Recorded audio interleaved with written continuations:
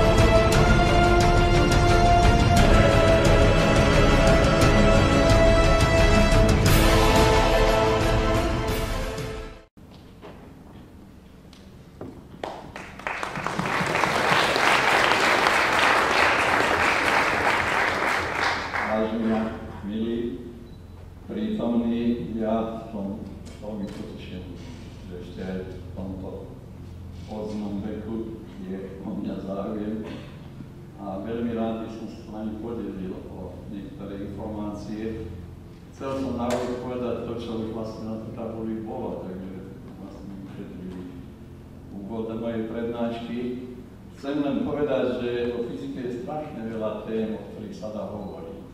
A keď som mal vybrať nejakú tému, no tak ma napadlo, bola udelená Nobelová cena, to je veľmi aktuálna vec, tak skúsme niečo k tomu povedať. Pretože málo ktorá Nobelová cena za fyziku vyvolala toľko nejasností a toľko dezinformácií, ako práve tá minuloročná Nobelová cena. Za čo bola udelená? Za objavenie božskej častice. To ste asi aj v novinách zaregistrovali. že novinári, ale aj fyzici dali tej častici názov božská. A prečo? No pretože svojím spôsobom, ako keby tá častica zaujala miesto v kreačnom prostredí.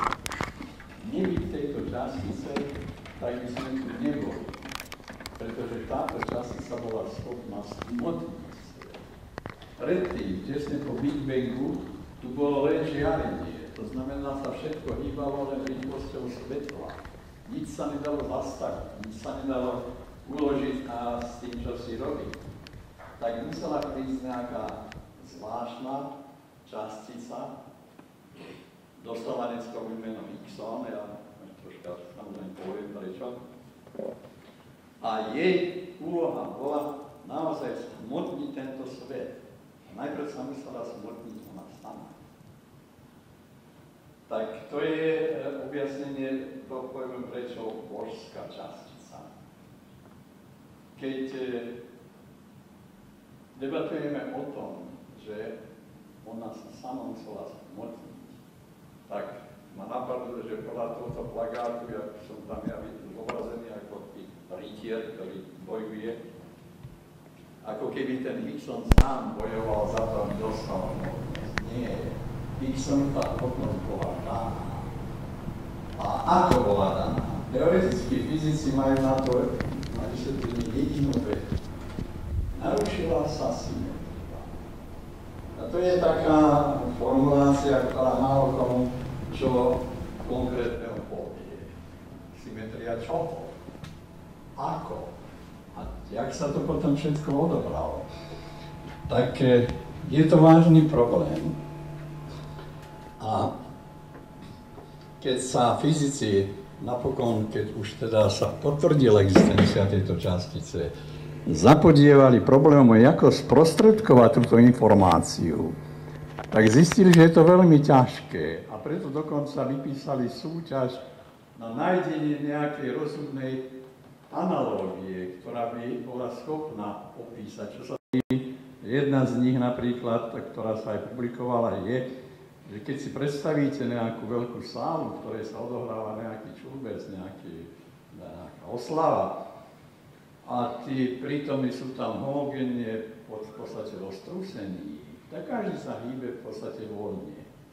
Ale keď tam príde nejaká celebrita a okolo nej sa vytvorí nejaký hľúčik, tak potom už ten hľúčik sa nehýbe tak ľahko, ako to tí soloví prítomní. Už sa ťažšie hýbe v tomto médiu.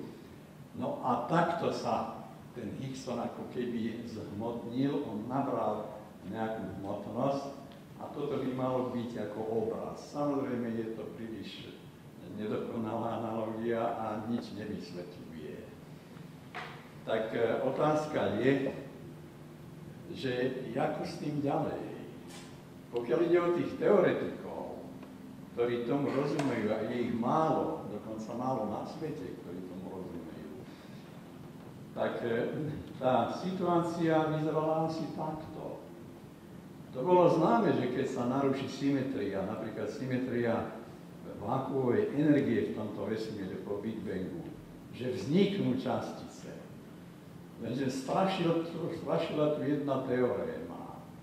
Istý pán Goldstone odvodil tvrdenie. Áno, narušenie symetrie vyvoláva existenciu nových častíc, ale nehmotných.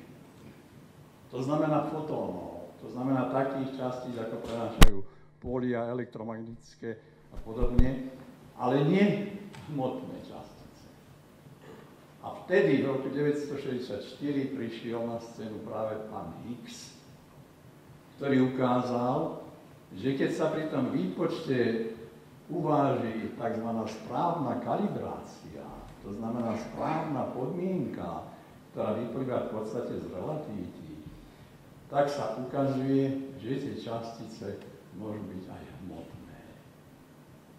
A tým sa stal Higgson známy, pretože tá samotná myšlienka, že narušenie symetrie generuje nové častice, to bola viacerých myšlienka. To sa v tom roku objavili na nás viaceré grupy, ktoré s týmto prišli. Ale Higgson klepol ten klinček po hlavičke tým, že povedal, treba použiť správnu kalibráciu.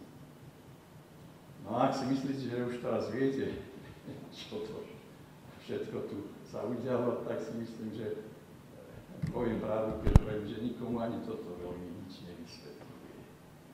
Jak teda ten Higson prišiel do svojej hmotnosti tým, že sa narušila symetria a že sa použila správna kalibrácia. Čo to vysvetľuje? No a práve ma napadlo, že keď sme na pôde elektrofakulty, tak máme vynikajúcu šancu nájsť analogický proces, ale reálny, ktorý modeluje to, čo sa naozaj tu odohralo s tým Higsonom, s tou časticou. A na to nám môžu poslúžiť polovodiče. To je materiál, ktorý je každému elektrikárovi bežný. Každý elektrikár vie, čo sú polovodiče a ja môžem avizovať dopredu, že v polovodičoch sa odohráva presne to, čo sa udialo s tým Higsonom. Len za iných podmienok a v inej situácii. Tak skúsme sa troška pozrieť na tie polovodiče. Čo to sú za materiály? Aj gymnazisti už dneska vedia, že v polovodičoch sa náboj elektricky prenáša dvoma nosičmi. Oni sa nazývajú elektróny a diery, pravda. Elektróny ako záporne nabité, diery ako kladne nabité. To vie každý. Ale málo kto vie, že tie častice sa tam prenášajú nie svojimi hmotnosťami, aké majú vo váku, keď ich odvážime.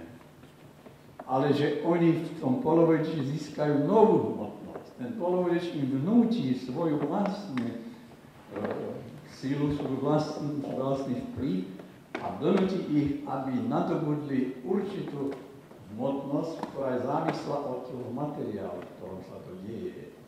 A preto, keď čítate texty o polovodičoch, tak sa dozviete, že tam sa nehovorí o hmotnostiach, ale o efektívnych hmotnostiach. Elektrón má efektívnu hmotnosť, diera má efektívnu hmotnosť. Pričom pozoruhodné je to, že ten elektrón on tam síce vstupuje do hry s akousi hmotnosťou, ktorá nadobudol vo váku, ale diera nie je. Tak keď stojí, tá nemá žiadnu hmotnosť. A keď sa dá do pohybu, zrazu tú hmotnosť má. Takže vidíme, že tu sa deje čosi podobného a my by sme sa teraz mali pokúsiť to nejak sprostredkovať tak, aby nielen vysokoškoláci, nielen teoretickí fyzici, ale dokonca aj gymnazisti pochopili, čo to vlastne sa tu s tými nosičmi odohráva. No, môžeme konštatovať aj my to, čo konštatovali tí teoretickí fyzikovia, že skutočnou príčinou je narušenie symetrie. Pokiaľ išlo o ten Higson, tomu sa ešte vrátime na konci, tak to išlo o narušenie vákového poľa. Energie, ktorá tu vládla po tom Big Bangu. O aké narušenie ide v prípade polovodičov? Veľmi jednoduché. Keby ten polovodič nebol, tak tie nosiče pendlujú v akomsi homogénnom médiu, každý smer je identický, teda ekvivalentný, to znamená vládne absolútna symetria. Ktorýmkoľvek sa ten elektrón pustí do pohybu, tak má rovnaké podmienky. Ale keď mu dáte do cesty kryštál polovodiča, tak narušíte tú symetriu. Keď ten elektrón vrazí do toho kryštálu, tak zrazu je v inej situácii. Už to není voľný pohyb, už to není absolútna symetria, už to je narušená symetria. Čím? Poľom. Prosil by som druhý presvitok.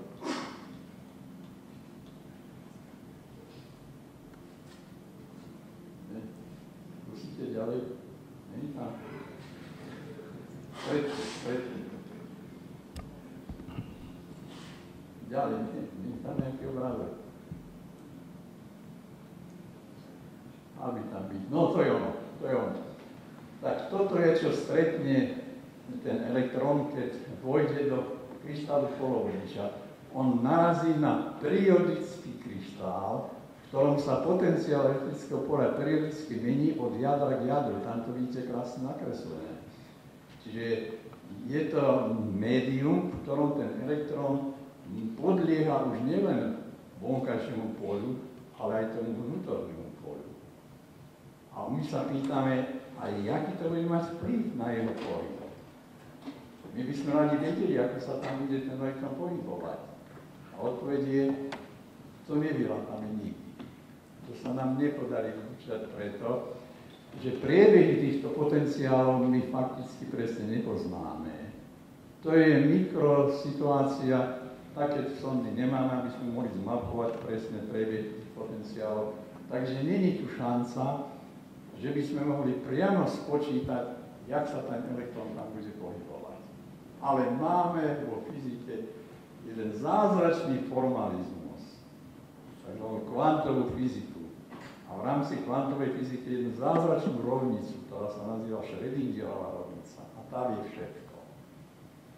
Ale tá vie nám vyrátať nie priamo rýchlosť ani dráhu, tá nám vie vyrátať presne energiu.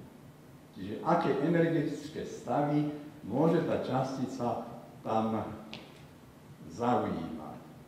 A tá samotná rovnica, by som prosil späť, ten presvitok, áno, dobre, už tam máte aj napísané, že Schrödingerová rovnica, podívajte sa, ktorí ste to doteraz nevideli, tak tá zázračná rovnica sa takto dá zapísať, H psi sa rovná E psi, tak pre stacionárne stavy to H, to sa nazýva Hamiltonian, bude to akýsi operátor, ale to nech vás netrápi. Ak ste to teraz nepočuli, nič to.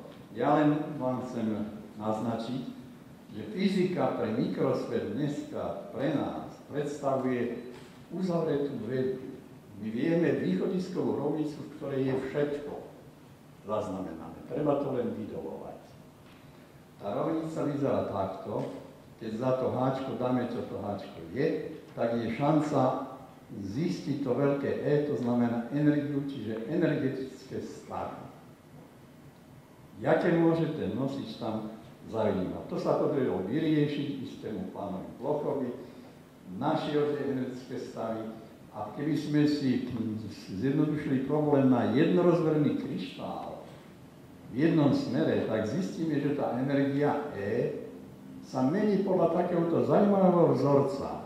Nejaké E0, to je taká nepríliš významná konštanta, minus B, beta kosinus AK, kde beta je konštanta, ktorá závisí od priebehu týchto potenciálov. Není to teda známa, ale dá sa zmerať táto konštanta. To Ačko je mriežková konštanta, to znamená vzdialenosť týchto jónov, a to K je tzv. Vlnové číslo, ktoré determinuje hybnosť P. A to už viete aj gymnazisti, že hybnosť v klasickom znení je súčin hmotnosti a rýchlosti m krát v. V kvantovej fyzike je to tzv. H preškrtnuté, čiže H lomeno 2π krát to K. Takže vieme, ako prebiehajú energetické stavy. Polovodiče sú ovšem tým zaujímavé, že tých elektrónov tam není príliš veľa. Keď je príliš veľa, tak už je to potom kolo. Že v polovodiči je tých elektrónov málo, to znamená, oni sedia na tých najnižších energiách. A všimnite si podľa toho vzorca, že tie najnižšie energie sú okolo AK blízke nule, pretože kosinus nuly je 1. Čiže kosinus nuly je najväčší, tak sa tam najviac odráta, takže tak povediac dno toho energetického pásma je v okolí AK menšie ako 1, hodne menšie ako 1. A to nám matematici vedia dokázať, a to si môžete aj na písičku dokázať, že pre malé AK ten kosinus sa dá aproximovať takýmto vzorcom, ako je tam napísaný. 1 minus 1 polovica A na druhu, K na druhu. Čiže to je celkom taká jednoduchá matematická operácia a my sa pýtame, k čomu to vedie. No, tak keď to dosadíme do toho vzorca pre energiu, tak dostaneme E sa rovná, tam by bolo E0, potom tá jednička, to všetko zahrníme do nejakej inej konštanty a to si môžeme zvoliť ako chceme. pretože v tom N0 je potenciálna energia. A potenciálne si môžete zvoliť, kde chcete. Tak zvolíme si nulu na dne toho pásma, potom je to všetko nula a zostane tam len, všimte si, beta A na druhu, K na druhu. To znamená, keď tam dosadíme aj za to Pčko, ktoré je tam hore, tak vám vidíte, že energetické stavy sú dané jednoduchým vzorcom beta A na druhu, P na druhu, krát 2 pi lomeno H, to tiež na druhu. No teraz je tu taký trik šikovný, ale to isté aj tí teoretickí fyzici robili, my sa k tomu ešte troška vrátime.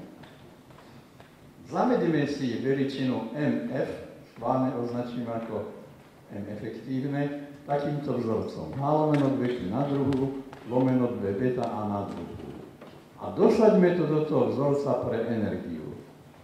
A ľahko si to zistíte, aj každý gymnazista si to, keby si to tam dosadil, tak príde ohromne zaujímavému vzorcu. Tá energia pre elektróny okolo dna vodivocného pásma sa hýbu podľa vzorca E sa rovná 1/2 mV na druhu. Ale to každý gymnazista vie, že to je kinetická energia voľnej častice. Keď sa pýtame, akú energiu má častica, ktorá sa hýbe rýchlosťou v, tak každý by mal odpovedať 1/2 mV na druhu. Ak to nevie, tak nesmatruje. No a tuto vidíme ohromný prínos, ktorý sme takýmto triviálnym spôsobom vlastne objavili, že my vieme nahradiť pohyb elektrónov v tom ťažkom prostredí, kde je hromada iónov kladných a kde je periodický potenciál, proste je to kryštál, ohromne zložité médium. My vieme nahradiť pohyb toho elektrónu v tomto médiu voľnou časticou, ale s takouto hmotnosťou, ktorá je tam M efektívne, H lomeno 2 pi na druhu, 2 beta A na druhu. A keď tam dosadíme čísla, zistíme, že táto hmotnosť, ktorú získa ten nosič v tom novom médiu po narušení symetrie, je dokonca menšia ako hmotnosť toho elektrónu vo váku. Ak vo váku je tá hmotnosť radu 10 na minus 30 kg, tak v tom polovodiči je to zhruba 10 až 100 tejto hmotnosti. Čiže elektrón tým, že sa presunul do média s narušenou symetriou, zmenil svoju hmotnosť. On sa javí inakšie ťažký, ako keby bol vo váku. Čiže nadobudol hmotnosť. No, nadobudol efektívnu hmotnosť. Ešte zreteľnejšie je to s tou dierou. Tá diera, keď sa to pravda takto ilustruje, čo to vlastne je tá diera v polovodiči, to je nič iné ako prázdne miesto po elektróny chýbajúci v valečnej väzbe. A keď tie elektróny postupne preskakujú z prázdneho miesta do prázdneho vedla, tak sa to nám javí tak, ako keby to prázdne miesto sa presúvalo z jedného konca na druhý, ale opačným smerom. A zistíme, že toto sa dá nahradiť tiež predstavou pohybu jednej reálnej častice, s opačným nábojom, nebudem vykladať prečo, ale s takouto hmotnosťou. Len tá konštanta beta tam bude iná, lebo to sa bude teraz týkať už tých valenčných verzieb, ale zistíme, že aha, však tá diera nadobudla hmotnosť. Vzorec H lomeno 2 pi na druhu, lomeno 2 beta A na druhu, kde to beta je ten prekryvový integrál, ale cez valenčné väzby, cez valenčné pásmo. A objasnili sme, kde sa nabrala efektívna hmotnosť elektrónov a dier v polovodiči. Keď vstupovali do tohto kryštálu, tak elektrón mal síce hmotnosť vo váku, ale tá diera nemala žiadnu hmotnosť. A ten polovodič ju využil. No a presne toto sa odohráva v tej vyššej sfére, keď sa skúma, tak jak ten Higgson prišiel ku svojej hmotnosti. Uvažuje sa asi tak. Najprv tá energia, ktorá tu vládla pri Big Bangu a tesne po Big Bangu, tá bola tak rozložená, že zabezpečovala absolútnu symetriu. To znamená, že žiaden smer nebol privilegovaný. A potom došiel ten Big Bang. A Big Bang narušil tú symetriu. To bola akási fluktuácia, ktorá spôsobila, že z toho fyzikálneho vákua vytriskla energia a ona sa zaujímavo rozložila. Keď by ste to hľadali v literatúre, tak sa to obyčajne pripodobňuje mexickému klobúku. Predstavte mexický klobúk, tak tuto na vrchu to je ten pôvodný stav a tam je to absolútna symetria. Čiže kdekoľvek, ktorýmkoľvek smerom to padne z toho vrchu, tak je to symetrické. Ale keď tá energia sa presunula nižšie už do toho miesta, kde je ten spodný záhyb, tak tam už vstupuje do hry smer. Čiže už vstupuje tam do hry to káčko ako vektor. A tým pádom sa narušila symetria a ukazuje sa, že aj tam sa objavia tie kvadráty voľného čísla, o ktorých som tu hovoril. A není nič už potom ťažšie, ako vyvodiť z toho, že to sa bude pohybovať ako voľná častica, ale s akousi hmotnosťou, nenulovou. A tak prišiel Higgson ku svojej hmotnosti. Pričom podivodné je to, že vlastne ten Higgson, on tu pôvodne bol ako nehmotná častica. Ale potom sa pri tej narušení symetrie on zhmotnil tým, že sa objavila asymetria energií, vytvoril čosi, čomu sa hovorí Higgsovo pole. A to Higgsovo pole je teraz médium pre všetky ostatné častice. To znamená, čokoľvek sa teraz v tom Higgsovom poli pohybuje, aspoň tak sa domnievame, všetko nadobúda hmotnosť. A preto proton má svoju hmotnosť, neutrón má svoju hmotnosť, elektrón má svoju hmotnosť. Potom elektromagnetického poľa nie. Ten na to nereaguje. To sú ešte troška záhady, že prečo niektoré objekty reagujú na to pole, iné nie. Ale ja sa vrátim k tomu Higgsovému polu. Pretože keď sa debatuje o tom, že jak bolo treba objaviť Higgson, a čo všetko bolo treba urobiť, aké úžasné energie sa tu museli vyprodukovať, tak sa obyčajne každý si predstaví, aha, tak ono tie Higgsony sú nejaké objekty, ktoré sa potulujú ako solové častice a treba niektorú dolapiť.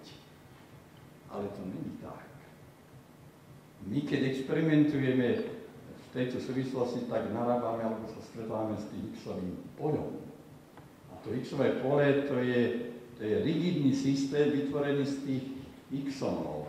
A najprv my musíme vyraziť ten element toho pola. To znamená, ako keby to bol kúsok ľadu a vy chcete zistiť, čo je jeho podstata, tak si budete skúsiť vylúknuť kúštik z toho ľadu. Tak udriem do toho nejakým kladívkom alebo nejakou časticou, vyrazím a pozriem.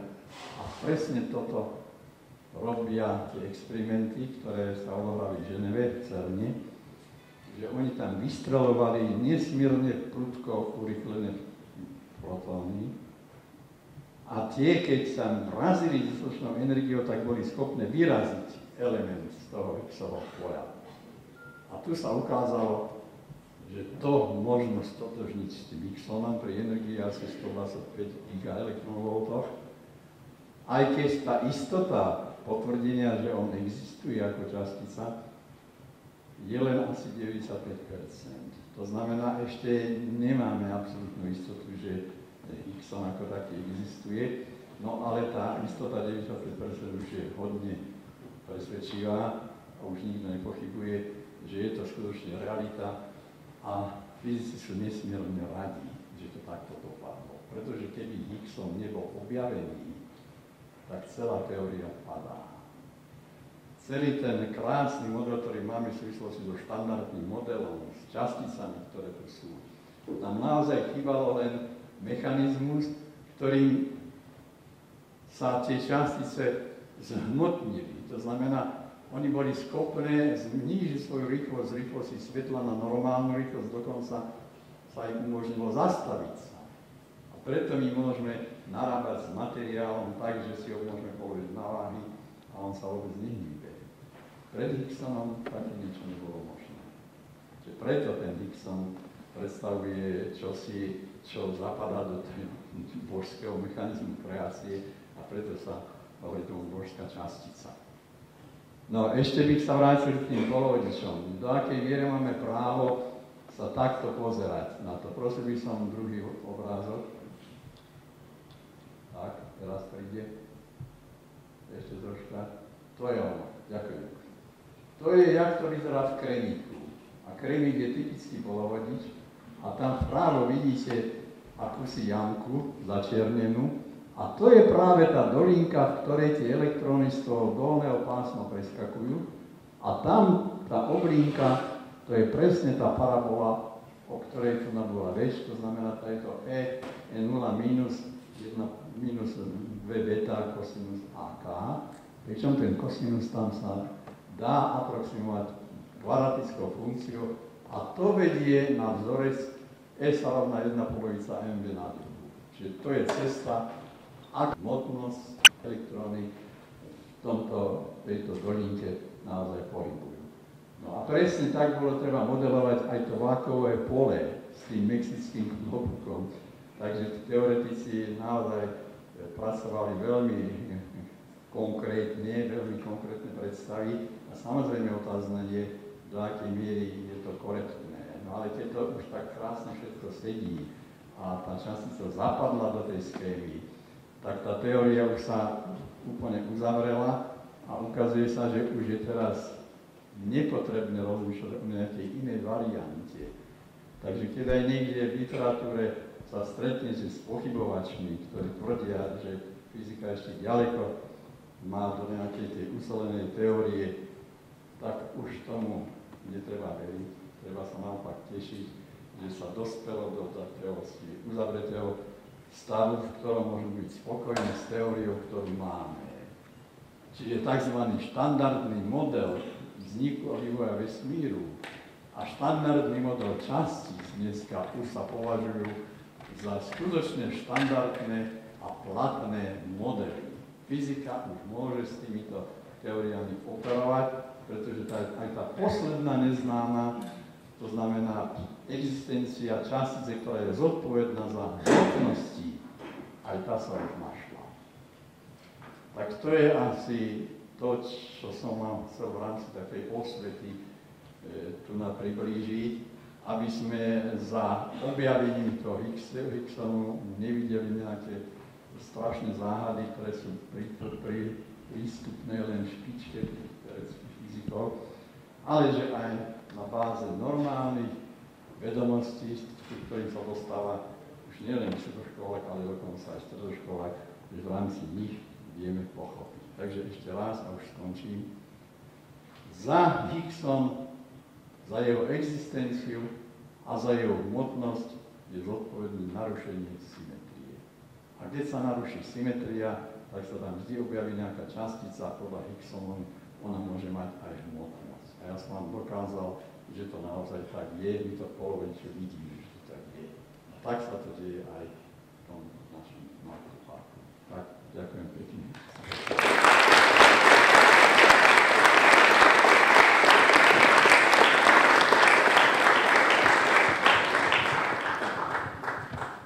Priestor na vaše otázky. Máte nejaké?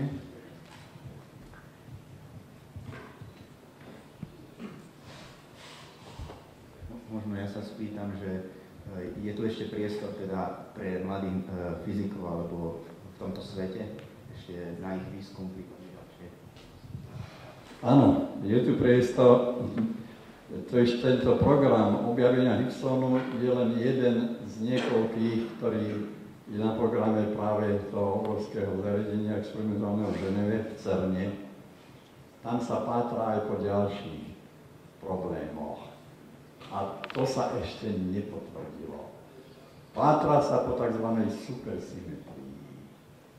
Doteraz sa narábalo so symetriou, ale teraz ide o postulát, že by tu mala vládnuť aj supersymetria, a síce v takých problémoch, ako sú povedzme oblasť spinov. Viete asi, čo sú to spiny. Spiny sa tak klasicky dá predstaviť ako akási rotácia častíc okolo osy, ale to je vadná predstava, ale nič lepšieho nemáme. Takže my vieme, že elektrón má spin, aj proton má spin, aj neutrón, všetky majú spiny, ale dokonca aj fotón má spin. ale či to tam rotuje a čo rotuje, to je veľmi otázne, pretože aj neutrino, ktoré je nesmierne ľahšie ako elektrón, má rovnako veľký spin. Takže sú tam záhady, ale ten spin je reálna častica. Ale čo je fyzikálna záhada? Že celá realita má dva druhy spinov. Celočíselné a polovičné. Tie celočíselné sa nazývajú bozóny a nula a polovičné sa nazývajú fermióny. No a supersymetria žiada, aby každá častica z jednej branže mala svojho partnera aj v tej druhej branži. Pretože ináč sa nedokážu vykompenzovať príspevky ku pozorovaným parametrom, pretože to vždy vedie na nekonečné veľké hodnoty. A keby to tak bolo, že by tu boli partneri, tak oni si kompenzujú tie svoje príspevky a tým pádom by to bolo všetko krásne, elegantné. Tak sa pátra po supersymetrii. Tieto partneri majú svoje mená, takže miesto elektrónu by to bol selektón, miesto tam sú iné príklady, nebudem to môcť rozmázať. No, ale zatiaľ je situácia taká, že po supersymetrii zatiaľ není ani stopa. Takže mladých fyzikov čaká ešte napríklad tento problém. Či sa objaví tá supersymetria, alebo nie. Sú ešte aj iné problémy, ktoré tam skúmajú problém tmavej hmoty. Čo tvorí tmavú hmotu? Je asi 23% v galaxiách a v medzigalaktickom priestore. Čo je podstata? Že by to mali byť nejaké zvláštne častice, ktoré sú nepozorovateľné, ale pôsobia gravitačne. Tak čo by to mohli byť? Mohli by to byť práve tí partneri z tej supersymetrickej branže. Ale to sa ešte zatiaľ nepotvrdilo. Čo sa len čaká? Ale ešte raz sa vrátim k tomu, čo som povedal. Fyzici sú blažení, že aspoň jedno zatiaľ vyšlo v tomto experimente. Že ten Higgson sa našiel. To si neviete predstaviť, čo by to bolo za tragédia, keby ten Higgson sa nebolo objavil. 25 miliárd dolárov by bolo vyhodených do luftu, pretože ten urychlovač stal asi toľko. Ale o tom by nám mohli povedať viac profíci na jadrovú fyziku. Ďakujem. Ešte nejaká otázka?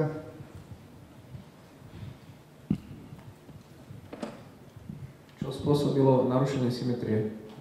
Čo ste spomínali? No, čo spôsobilo narušenie symetrie? Tak to je otvorený problém, na ktorý fyzika odpoveď nemá. Tam je niekoľko záhad. Ak sa hovorí, že to fyzikálne vákuum, ktoré je plné energie, má svoje fluktuácie, že je to médium ako povedzme rozbúrené more, ono to neustále prská tam, tak aj v tom vákuum to prská. Tak mohlo to raz vytrisknúť a tak sa zrodil náš svet. Ale otázka je, a prečo potom už ďalej nie? Prečo 13 miliárd rokov už sa nič takého nestalo? Tak to je jeden problém. Iný problém je, veľmi moderná v súčasnosti je tzv. Teória multivesmíru. Že existuje nie jeden vesmír, ale veľa vesmírov. A tých veľa vesmírov môžu sa generovať práve taký mechanizmus, jak to už spomínaný, ten Big Bangovský. A že tu neustále vznikajú nové a nové vesmíry. Takže ono to vákuum naozaj fluktuje.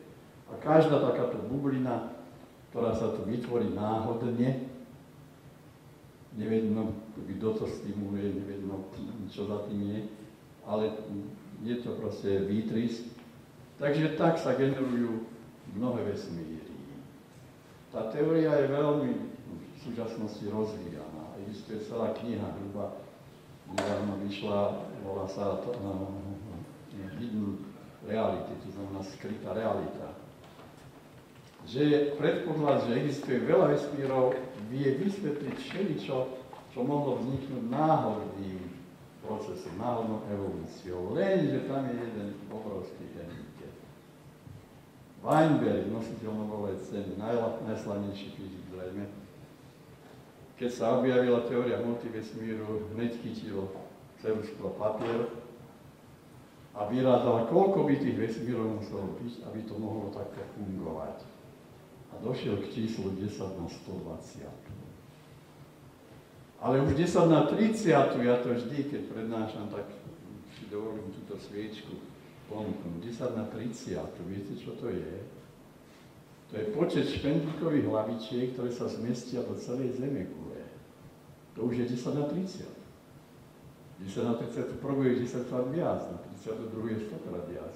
A môžete takisto raz na 40, na 50, na 80, na 100, na 110 a 120. A až keby bolo tých vesmírov toľko, potom by sme mohli povedať, že ten náš vesmír mohol vzniknúť ako náhodná produkcia so všetkými delikátnostiami, ktoré tu v tom vesmíre sú. A preto ten Weinberg napísal: nemám dosť času na to, aby som sa takým nesmyslom, ako je multivesmír, seriózne zahodieval. Takže aj o takýchto problémoch sa fyzici bavia. Takže vidíte, že pre fyzikov ešte sezóna práce neskončila, tu ešte veľa a veľa práce, takže nezamestnanosti sa netreba obávať. Ďakujem. Ešte nejaká posledná otázka?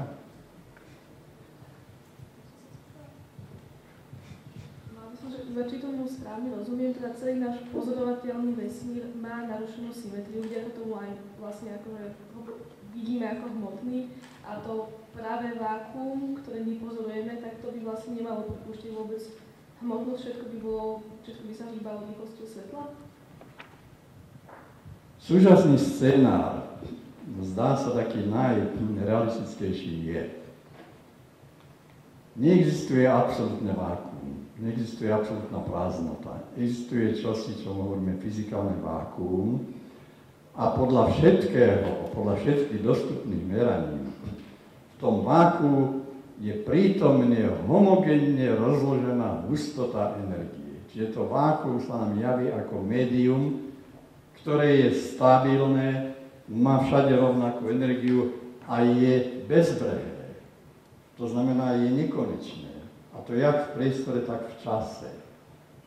A toto vákuum, v ktorom je prítomných 73% celej energie nášho vesmíru, tak toto vákuum diktuje dynamiku. A tá dynamika je taká, že náš vesmír sa v dôsledku síl, ktoré sú v tom fyzikálnom váku, v tej energii, ten vesmír náš sa bude len rozpínať so zrýchlením, takže nakoniec sa to roztrhne všetko. A koniec nášho vesmíru bude byť rip, to znamená roztrhnutie. Tak to je scenár, ktorý nám hovorí, že naša realita má svoju bázu. Čiže ak niekedy za Einsteinových čias a Plancksteinových sa každý pýtal, tak keď sa ten vesmír rozpína, tak do čoho sa rozpína? Však tam nič nie je. Tam nie je ani priestor, ani čas. Einstein povedal, mimo hmoty, mimo materie nie je ani priestor, ani čas. Tak do čoho sa rozpína? Dneska už môžeme povedať, no do fyzikálneho vákua. Čiže to fyzikálne vákuum je ako more, ako nejaký oceán, na ktorom pláva nejaký ostrovček a ten ostrovček to sme my, to je náš svet.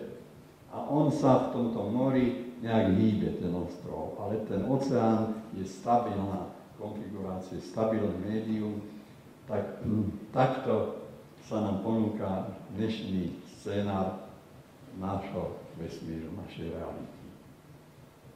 Existuje už pomerne hodne kníh, aj populárnych na tieto témy, tak môžete ťahnuť po literatúre. Ďakujem pekne profesorovi Krempaskému.